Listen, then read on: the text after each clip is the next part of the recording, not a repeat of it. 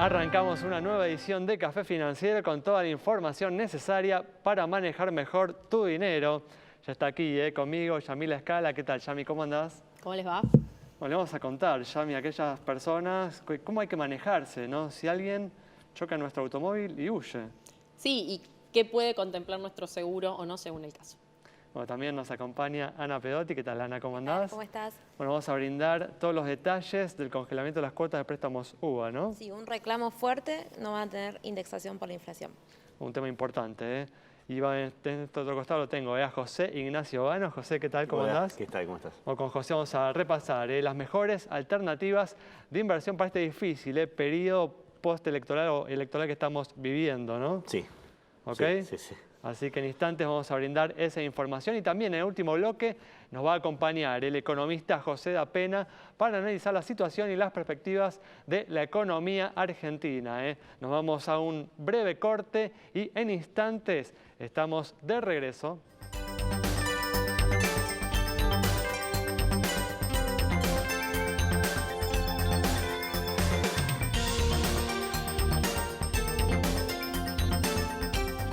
Muy bien, comenzamos el programa de hoy con información de seguros. Y Yami, ¿cómo hay que manejarse, ¿no? En esas situaciones desafortunadas en las que a una persona le chocan su vehículo, pero el responsable del choque se da la fuga? Sí, y todos recordar alguna anécdota, mismo cuando estábamos repasando el material, conversando con los productores, la mismísima situación ocurría hasta ellos, ¿no? En concreto, hay una posibilidad lógica de que alguien choque y pueda continuar la marcha y que no se vea la patente. O se vea, o alguien o alguna filmación colabore con esa información. Entonces, la primera diferencia básica respecto de la posibilidad de cobertura va a estar asociada a si tenemos o no algún dato de ese auto y desde ya, para identificarlo desde ya. Entonces, si no se detuvo, no se vio la patente, no hay filmación ni testigo, Estamos complicados. estamos muy complicados y ahí hay que sí o sí ver qué seguro tiene uno. De repente un todo riesgo, esta es una diferencia importante al momento de contratar una cobertura, da esa posibilidad, pero a partir del valor de franquicia.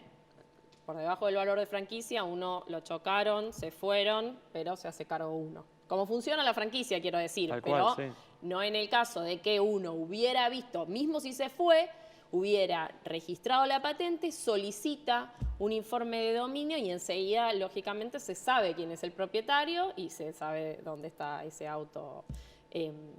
Sí, hay que alentar, Yami, Sí. que si por ejemplo estamos en la calle y vemos un incidente de estas características, que nosotros no solidariamente tomemos esa información y por ahí le dejemos un mensaje al titular del auto que fue chocado, ¿no? Sí, porque por empezar el seguro es obligatorio en la Argentina, el seguro automotor. Entonces, si ese auto está en las de la ley, digamos, tiene que tener un seguro que se va a hacer cargo de esa situación. No es que uno está, digo... ahora, ya si ese auto que chocó y se escapó no tiene seguro, está ante una gravísima irregularidad porque no, directamente en contra de la ley. Entonces, es colaborar con la instancia básica de choque, que es el principal siniestro al cual estamos expuestos al circular por la vía pública. Muy bien, y entre las medidas que se anunciaron la semana pasada, se encuentra una dirigida a aliviar la situación de los deudores UVA que vienen sufriendo, ¿no? La aceleración de la inflación en estos últimos años. ¿Es así, Ana? Sí, era un reclamo bastante importante que tenían los tomadores de uva, justamente la indexación de sus cuotas, que hace que finalmente a la larga con una inflación al alza terminen pagando mucho más que lo que salió su propiedad. Una de las medidas que salió el gobierno la semana pasada a aclarar rápidamente que iba a contener la inflación era esta. Las cuotas se van a pausar, van a quedar fijadas al precio que tuvieron ahora en agosto, o sea, que el que pagó su cuota a principio de mes va a pagar lo mismo de acá a fin de año y todavía se está evaluando cómo se va a poder implementar en los próximos meses, en el verano, porque se estima que la inflación, luego del salto de la devaluación de la semana pasada, va a seguir al alza por varios meses. Y ahí hay varias opciones. ahí está la idea de que pueda ser ajustable por el coeficiente de variación salarial, o sea que la suba de la cuota nunca supere el aumento que registró en el bolsillo esa persona, ese tomador de crédito. Claro, exacto. Y Ana, ¿y esta medida contempla a todos los tomadores de créditos UVA? Sí, pero no, solamente hasta las propiedades de hasta 5,5 millones de pesos o 140.000 UVAs. La verdad es que por los datos que calculaba la Secretaría de Vivienda, son el 90% de todos los créditos que se fueron otorgando.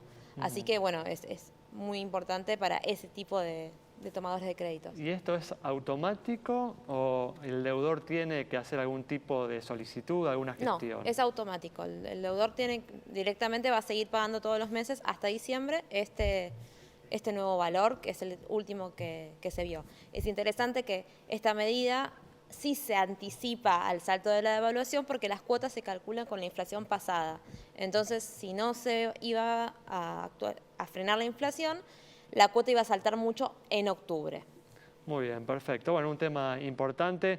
Aquí en Café Financiero siempre advertimos sobre lo riesgoso que era tomar estos créditos UVA en un país en el que es sumamente difícil, si uno analiza la historia económica de la Argentina, es sumamente difícil bajar la inflación y era esperable que sucediera esto y por eso siempre insistimos, ¿no?, en la importancia de informarse adecuadamente antes de tomar cualquier préstamo, antes de contratar un seguro y nosotros apuntamos a ayudarlos justamente en ese proceso. Vamos a comenzar a repasar ahora un trabajo arduo tenés por delante, ¿no? ¿Qué recomendarle a aquellos que tienen ahorros y que están evaluando qué hacer con ellos en este momento, ¿no?, tan incierto en el que tenemos una transición política con un futuro económico realmente imprevisible? Sí. Bueno, ya se ha hablado tanto de la grieta, podemos hablar de la grieta en esto, ¿viste? Normalmente a los inversores se los categoriza en conservadores, moderados y agresivos. Sí. Yo te diría que el moderado desaparece en este momento y tenés el agresivo y el conservador. Entonces le voy a hablar a los dos extremos. Si querés vamos a empezar por el más agresivo. No, empecemos con el conservador. A ver. Bueno, empezamos por el más conservador. No sé cuál es. Uno siempre tiende a pensar que los inversores conservadores son más que los agresivos. Sí, estás en lo cierto. Sí, claro. Efectivamente es así. Bueno, vos recién estabas hablando de la inflación acá en Argentina y yo te propongo invertir en inflación. Y bueno, es una buena alternativa en nuestro país. Es una buena alternativa. Siempre y cuando, digamos, uno confíe en que el que está detrás de ese activo nos va a pagar, ¿no? Sí. Sí, bueno, que eso, a ver, para ponerlo más claro de qué estamos hablando, dale. ¿no? O sea, estoy hablando de bonos indexados por inflación. Estamos hablando de bonos públicos. Bonos del Estado Nacional indexados por inflación. Particularmente hay un bono que se llama el TC20, ese es el ticker, el TC20, que es un bono que vence en abril del año que viene, así que estamos a 8 meses, que paga en pesos, indexados por inflación.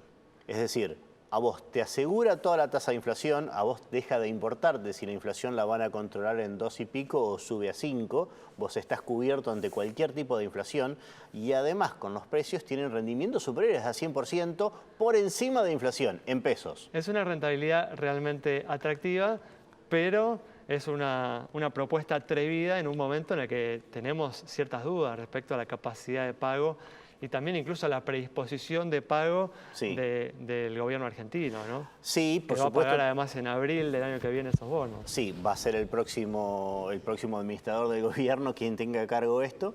Sí, lo que tenés que tener presente es, una cosa es tener que pagar un bono en dólares y otra cosa es tener que pagar un bono en pesos. Por supuesto, uno como ahorrista prefiere ahorrar en dólares, pero también los pesos, digamos, los tenemos nosotros, nos tenemos que salir a conseguirlo. Entonces, desde ese punto de vista, es mucho más factible, mucho más simple que el Estado te pague una deuda en pesos que te pague una deuda en dólares. Desde ese punto de vista, vos fuiste a un escenario, digamos, el peor escenario, ¿no? El Estado no te paga el bono. Y te voy a traer otro elemento. ¿Qué pasa, no, si asume el nuevo gobierno el 10 de diciembre y vuelve la manipulación de los índices de inflación, ¿no? Es un buen punto y de hecho es uno de los temas que más se habla.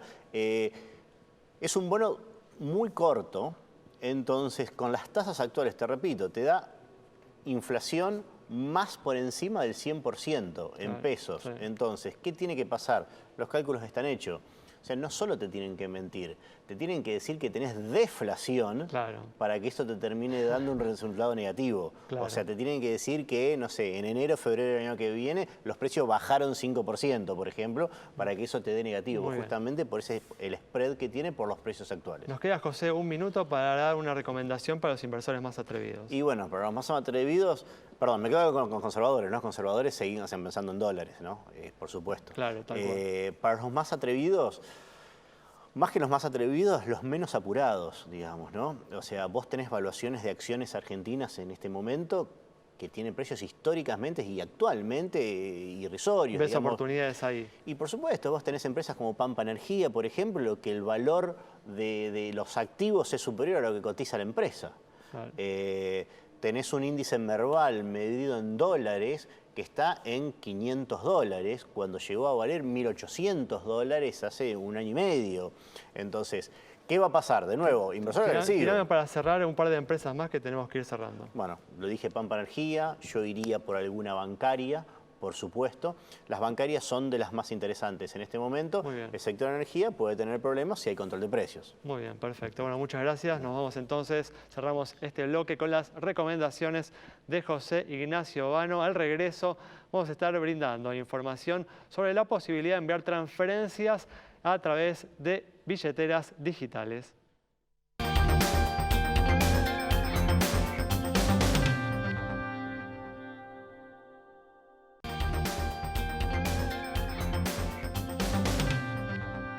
Bueno, ya estamos aquí en este bloque que, como todos los viernes, dedicamos a entrar de lleno en un producto financiero, un producto de seguros. Y vamos a hablar de esta nueva posibilidad que tenemos de realizar transferencias de dinero entre billeteras digitales. Para ello estamos con Martín Veloc, que es gerente de marketing de Ualá. ¿Qué tal, Martín? ¿Cómo andás? ¿Cómo andás, Alejandro? Gracias por estar aquí. No, gracias a vos por la invitación. Y bueno, antes que nada, quiero que expliquemos, ¿no?, a qué nos referimos cuando hablamos de una billetera digital.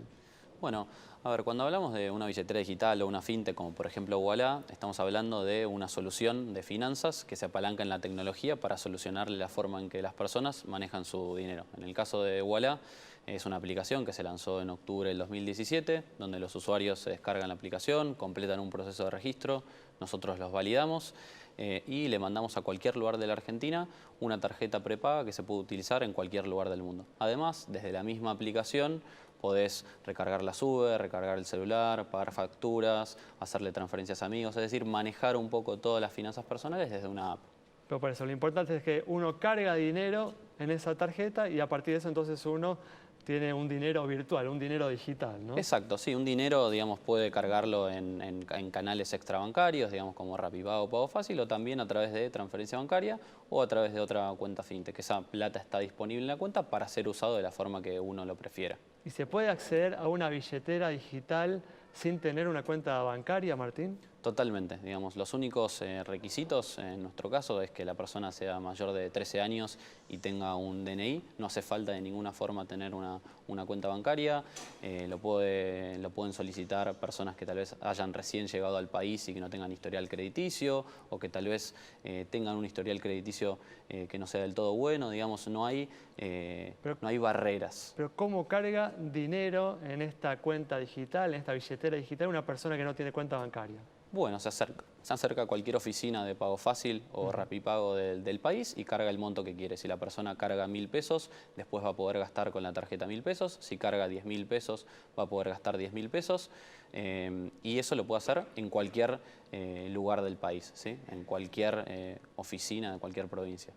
Como dicho esto, bueno, ahora concentrémonos en la novedad que es esta posibilidad, ¿no?, de realizar transferencias de dinero entre billeteras digitales. ¿Cómo se hace esta transacción?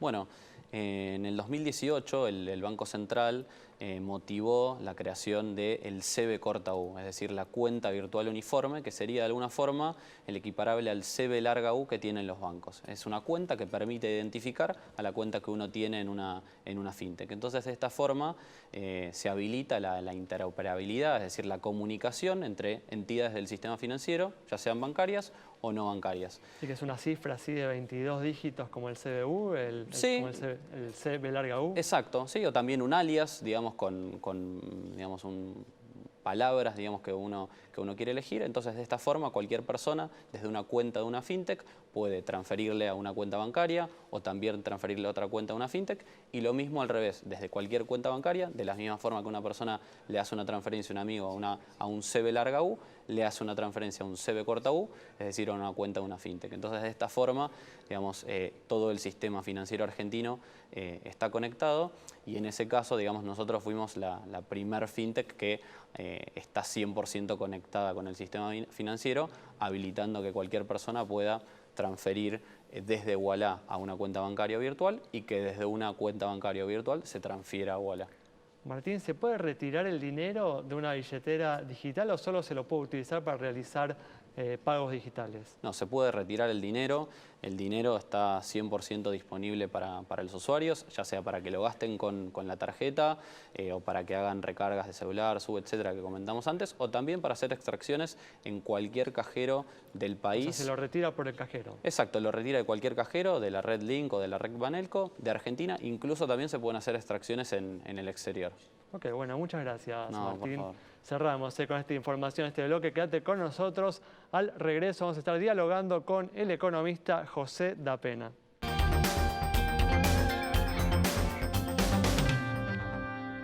Bueno, ya estamos aquí con la presencia del economista José Dapena para analizar la situación y las perspectivas de la economía argentina. ¿Qué tal, José? ¿Cómo andás? ¿Qué tal? Muy bien, muchas gracias por la invitación. Gracias a vos por estar aquí. Bueno, fue la primera semana de gestión del nuevo ministro de Hacienda, Hernán Lacunza, quien reemplazó a Nicolás Dujovne, un funcionario que en mi opinión fue castigado injustamente. ¿Qué balance haces, José, de su gestión? Mira, lo primero que a mí me cayó muy bien es el bajo perfil que tuvo el ministro de Economía. No era ministro de Economía, era ministro de Hacienda, exactamente, pero bueno, acá estamos acostumbrados a hablar de ministros de Economía. Si hay algo que uno desea en este país, que es que el ministro de Hacienda, de Economía, como se llame, tenga un bajo perfil, no sea noticia.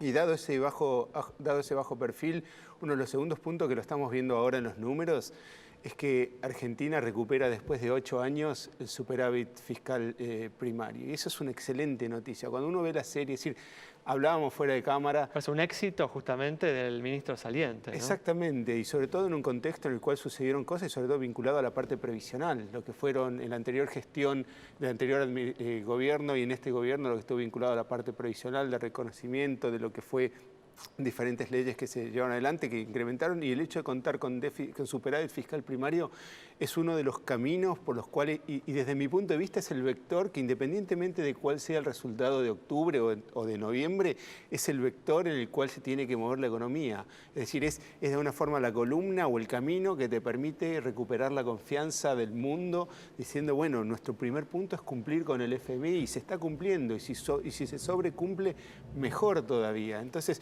eso es una gestión que se hizo de manera silenciosa, es una gestión que se hizo sin grandilocuencias, no había perfil público y se logró, y finalmente se logró, y el año pasado se cerró un acuerdo de metas fiscales con el FMI y se está cumpliendo.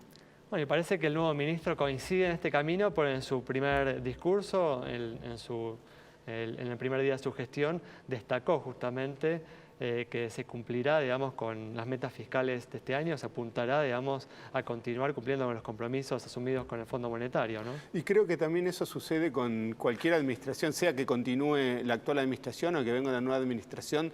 Yo creo que en ese sentido va a ser muy necesario brindarle al mundo esa credibilidad en la cual este compromiso, este primer paso, es satisfecho en los próximos 2 o 3 años. José, ¿cómo te va? Muy bien. ¿Podrías explicarle un poco a nuestra audiencia qué es el superávit fiscal primario y por qué es tan importante? Sí. Hablar de éxito, ¿no? En estos días tan complejos, merece, creo que un poco más de espacio, y también entender si la actual situación junto a un superávit fiscal primario es mejor que si no lo tuviéramos. Entiendo que sí, pero ¿es sustentable o es sostenible en el tiempo? Es un excelente punto el que mencionás, porque se asocia mucho a la economía doméstica de una empresa. En la economía de una empresa uno tiene ventas y tiene gastos operativos. Y hay una definición que es la ganancia operativa financiera, o el EBITDA, como se llama, que es a nivel personal serían los ingresos que uno tiene de sueldo, o por algún otro tipo de motivo, y los gastos mensuales que uno tiene. ¿Bien? Entonces, eso genera un superávit o un déficit. Ese sería el equivalente del superávit o del déficit primario. Obviamente que si uno tiene déficit primario, significa que los ingresos mensuales que está recibiendo no le alcanzan para cubrir los gastos Uno tiene que endeudarse, mensuales. ¿no? Y tiene que endeudarse, es decir, estás acumulando deuda, es decir, el hecho de contar con un déficit fiscal primario es acumular deuda. Y algún día alguien te va a decir, no, ya está, se acabó, hasta acá llegaste. No, es que los países en general tienden a sostener, pero porque son confiables. De hecho, fíjate, por ejemplo, que Japón tiene 200% de deuda sobre el PBI y las tasas son cero o negativas. Entonces es una cuestión de credibilidad. Aparte, algo lo pongo, no me gustaría dejar de destacar este punto. Es un crimen, es una herejía que en un contexto mundial de tasas negativas exista la posibilidad de un default en Argentina. Es decir, yo lo puedo entender en otro contexto, pero en un contexto tan propicio como el actual, que un país esté eventualmente hablando de tomando esas palabras es algo muy, digamos, no es bueno. Y retomando tu punto, el segundo punto, que es más importante, es el déficit financiero. O sea, tus ingresos, tus gastos, y a eso le sumás los intereses de la tarjeta. Y ahí es donde Argentina tiene el problema, porque nosotros estamos mejor en términos de superávit primario, pero gran parte de ese superávit primario se lo están comiendo los intereses en este momento. En el overall en el integral estamos un poquito mejor, pero todo ese beneficio, todo eso que se obtuvo como consecuencia del esfuerzo en la parte primaria, de alguna forma te lo están comiendo los intereses de tu hipotética tarjeta. Pero bueno, justamente, digamos, lo importante de mostrar el cumplimiento de los objetivos fiscales es mantener el acceso al financiamiento para la Argentina, ¿no? Claro, porque es el primer punto. Por algo tuvo que acudir al FMI y decir el FMI, tomando una analogía que circuló el año pasado, volviendo a esto que hablábamos de la economía doméstica, es en caso que tus ingresos no alcanzan a tus gastos y la tarjeta de crédito realmente te está comiendo con los intereses, acudís a algún conocido, algún familiar, alguna persona muy cercana que te puede prestar dinero a una tasa muy razonable. Pero entonces esa persona de alguna manera te indica cierta conducta que deberías cumplir para que vos solo puedas retomar el camino voluntario al mercado de capitales. Bien, sí, tal vez alguno se preguntaría si eso no es como seguir incrementando deuda por otro lado. La está sustituyendo. Tiempo. De hecho, es un excelente punto también, porque uno cree que uno se endeuda en exceso con el FMI. En realidad lo que estás haciendo es tomar una deuda para pagar otra deuda. Es decir, gran parte de lo que está sucediendo en este momento es que el dinero que ingresó del FMI está sustituyendo deuda que tenías con tus acreedores más cara, en un contexto en el cual no podés ir al mercado voluntario, por deuda más barata del FMI que debes devolverla en 36 meses. José, de todas maneras, quizás de parte del público que nos está mirando dice, ¿pero qué tiene que ver el cumplimiento de los objetivos fiscales o con el el día a cumplimiento día de los fondos, el cumplimiento con el Fondo Monetario Internacional, cuando en verdad lo que nosotros queremos es que la economía funcione, que la economía crezca, que se creen puestos de trabajo? Sí, ese punto es interesante porque en definitiva todo eso cómo se traslada a la economía doméstica. Tal cual. Si uno no puede cumplir con sus compromisos de deuda, lo que tiene que hacer es un mayor esfuerzo. Y ese mayor esfuerzo proviene de generar los dólares necesarios para cumplir con los compromisos de deuda. Y eso requiere un tipo real de cambio más alto también. Y un tipo real de cambio más alto implica salarios reales más bajos. Es decir, sí. el país en su conjunto, vos suponte que no tuvieras la persona para acudir en una situación de emergencia. Deberías reducir tus gastos de manera drástica para poder cumplir con tus compromisos o, alternativamente, no cumplir con tus compromisos, en los cuales hemos visto cuáles han sido las consecuencias históricamente. Esa es la importancia, entonces, justamente de avanzar, ¿no? con estos objetivos que planteamos. Sí, por supuesto. Al menos desde mi punto de vista, creo que es el vector que permite unir esta administración con cualquier administración que venga, en el sentido de brindar una mayor credibilidad de que Argentina es capaz de estar a la altura de sus compromisos. Muy bien. Bueno, José, muchas gracias por Muchas haber estado gracias con a ustedes nosotros. por la invitación. Cerramos así el programa de hoy con el análisis del economista José Dapena sobre la importancia de avanzar en el cumplimiento de las metas fiscales, tanto esta gestión como la que venga a partir del 10 de diciembre. Nos reencontramos el próximo miércoles a las 20:30 aquí en Metro.